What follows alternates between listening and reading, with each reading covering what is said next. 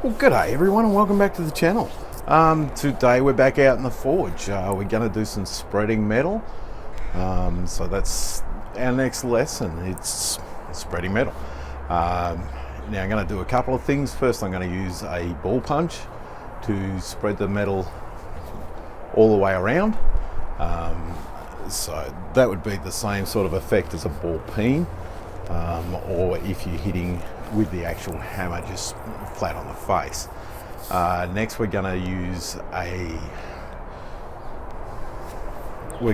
the cross peen, and we're going to spread the metal on the end of the bar to fan it out.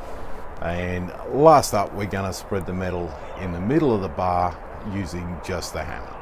So we're going to spread it in different ways. Now the idea of spreading is you're trying to just move stuff out. So without further ado, we'll light the forge and get it going.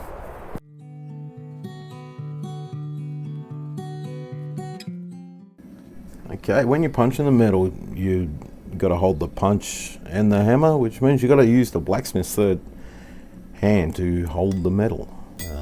So just putting the punch on there, giving it a couple knockdowns. Now it won't spread too much on this scrappy little bar because I'm still using that odd little rusty piece that I've been using for all the other stuff, but you can see there's a little bit of spread, and we'll do that once more after we straighten it up and put it back in, of course. Okay, off we go again. Same grip on the bar. You want to make sure the hot end's facing the right way when you're doing this. Glove on the punch hand just so you're isolating yourself from that heat a little bit, and just give it a knock down.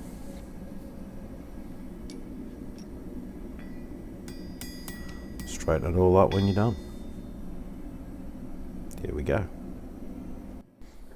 Okay, here we're doing the fanning of the bar. You want to hold the bar up at a bit of an angle, same as when you do a taper, and the hammer's on a bit of an angle too. We're just working it round with that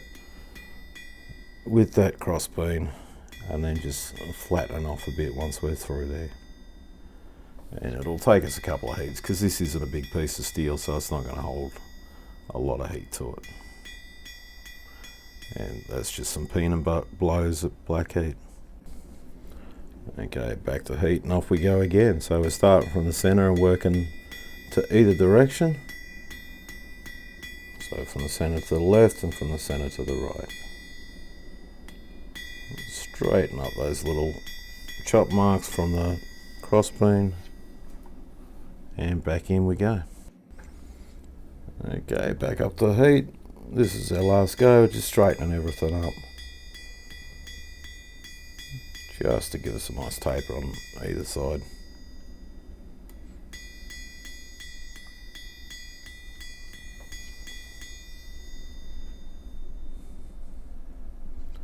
Okay, there it is. Lovely little fishtail there. And we'll just pop it back in the heat so we can work on that center. Okay, it's picked up a bit of scar from being in and out of the forge, so we're just going to clean that up before we start forging on it.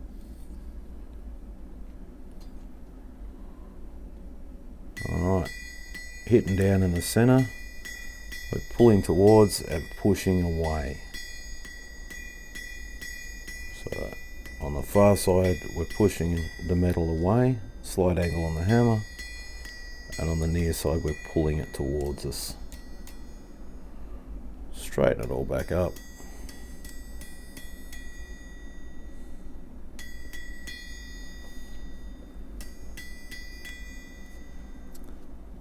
And back to the heat. Okay, back out we come. The same motion, we're pulling the near side towards us and we're pushing the far side away as we're hammering. A couple in the center are going straight down, but if all we do is hit straight down, we're going to push it out, yes, but we're also going to push it front and back, and we want to keep as much metal in as we can just to form out to the sides as much as we can. Once we lose that forging heat, just straighten it all up, pop it back in the fire. Okay, out we come for the last time. Now this time we're working more on just flattening the center back down. We've done most of the pushing and pulling. We just want to get the center of it flat so it's not tapered on each side. Straighten up each side of it. Bring it all nice and straight, and there we go. Spread in the center, and I'll head over and quench it.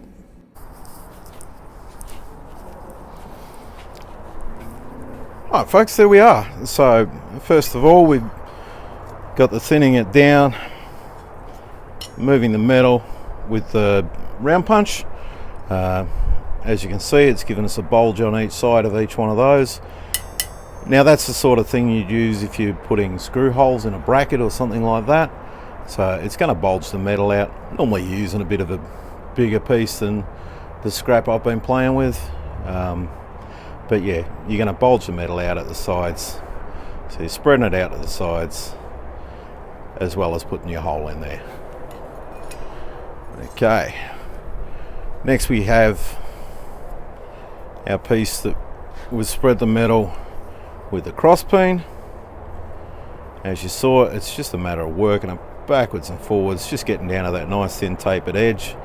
So we are at a taper there. And then at the end, just working both sides, just so it's nice and smooth on both sides. And lastly, we come to the mid bar spreading.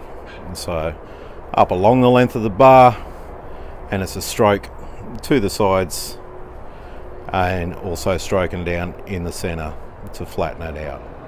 So as you can see, we've lost half the thickness of the material, and we've spread it out to the sides. Alright, well that's it for this one, guys. Thank you very much for watching. Please hit the like, hit the subscribe, and hit that little bell notification so you know when I've got more blacksmithing, knife making, any of the other series I do. Again, thank you very much for watching, and bye for now.